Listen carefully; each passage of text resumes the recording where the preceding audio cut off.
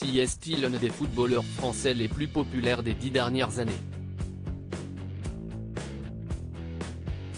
Révélé sur le tard au haut niveau, Adil Rami a réussi à se construire une carrière de très haut niveau, avec en point d'orgue ce titre de champion du monde avec les Bleus en 2018 en Russie.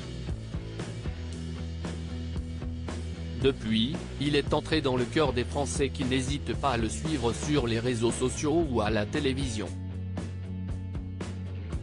Connu pour son sens de l'humour bien aiguisé et son franc-parler, le natif de Bastia en Corse fête aujourd'hui ses 37 ans. Toujours joueur, il évolue actuellement à Troyes, Aude, où il a partagé la vie de l'influenceuse Léna Guillou pendant plusieurs mois. Avant elle, le footballeur a longtemps partagé la vie du mannequin lingerie, Sidonie Biémont, rencontrée en 2011. Ensemble, ils ont eu 2 enfants, les jumeaux Madi et Zin, 6 ans, mais malheureusement, ils se sont séparés à l'été 2017. Comme pour n'importe qui, c'était difficile.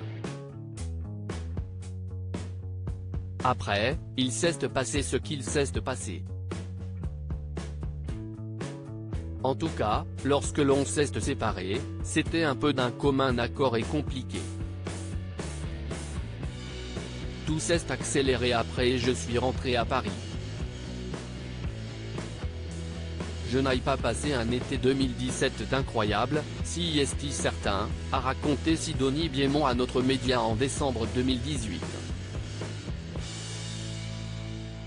Si la rupture a été compliquée, elle retient malgré tout du positif dans cette expérience, comme elle l'explique par la suite, cela m'a permis de me retrouver, de travailler, parce qu'être femme de footballeur, si est se mettre en peu entre parenthèses.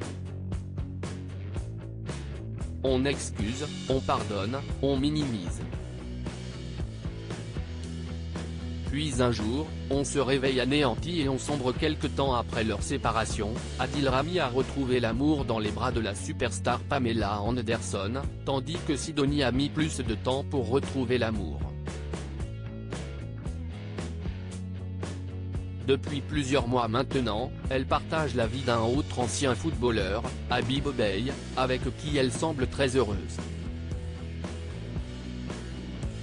Elle en a voulu un moment à Adil Rami et en 2019, elle n'avait pas hésité à évoquer les problèmes rencontrés par son couple sur Instagram. Quand on est amoureux, on est souvent sourd et aveugle.